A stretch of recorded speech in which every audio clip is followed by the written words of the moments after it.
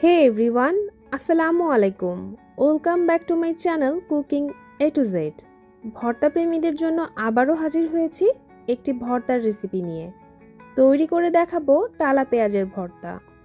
Facebook, ইউটিউবে এই ভর্তার রেসিপির ট্রেন্ড চলছে। আর এই ট্রেন্ডকে ফলো করে আমিও চলে এসেছি আজকের এই টালা পেঁয়াজের ভর্তার রেসিপি নিয়ে।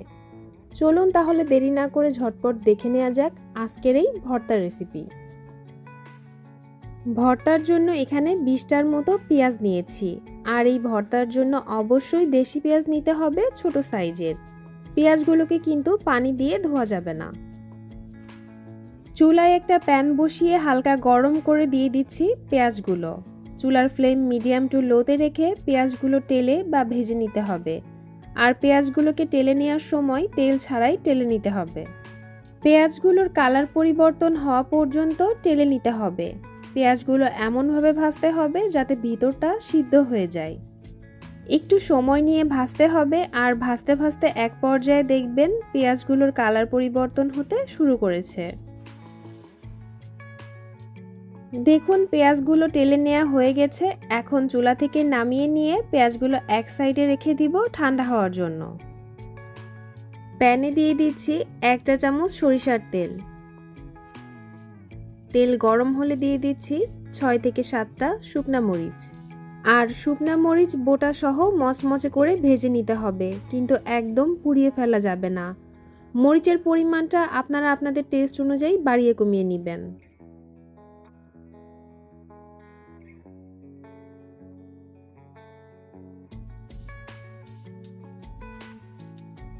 পেঁয়াজগুলো ঠান্ডা হওয়ার পর খোসা ছাড়িয়ে নিচ্ছি। পেঁয়াজগুলো দেখে বুঝতে পারছেন ভিতরের দিকটা ভালোভাবে সিদ্ধ হয়ে গেছে। আর পেঁয়াজের খোসা ছাড়ানোর পর পেঁয়াজ কিন্তু পানি দিয়ে ধোয়া যাবে না। আর ঠিক একইভাবে আমি সবগুলো পেঁয়াজের খোসা ছাড়িয়ে নিয়েছি। পেঁয়াজগুলো এভাবে হাত দিয়ে ভেঙে নিচ্ছি।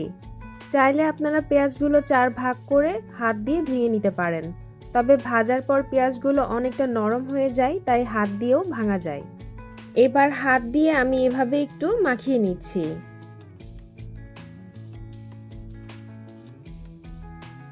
এবার শুকনা মরিচগুলো হাত দিয়ে ভেঙে গুঁড়া করে নিচ্ছি। দিয়ে দিচ্ছি স্বাদ মতো লবণ। এখন মরিচ আর লবণ একসাথে মাখিয়ে নিচ্ছি। দিয়ে দিচ্ছি পরিমাণ মতো ধনিয়া পাতা কুচি। এই পর্যায়ে লবণটা একটু চেক করে নেবেন। আমি আরো সামান্য একটু লবণ দিয়ে দিচ্ছি।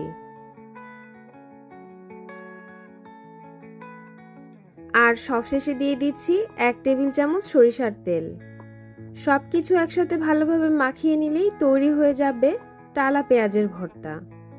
কাঁচা পেঁয়াজের ভর্তা তো আমরা অনেকেই খেয়েছি, আমাদের সবারই প্রিয়, কিন্তু টালা পেঁয়াজের ভর্তা অনেকেই খায়নি বা ট্রাই করেনি। তাই যারা খায়নি বা ট্রাই করেনি তাদের জন্য রইল আমার আজকের এই রেসিপি। যারা এখনো এই ভর্তার রেসিপি বাসায় ট্রাই করেননি তারা অবশ্যই ট্রাই করবেন।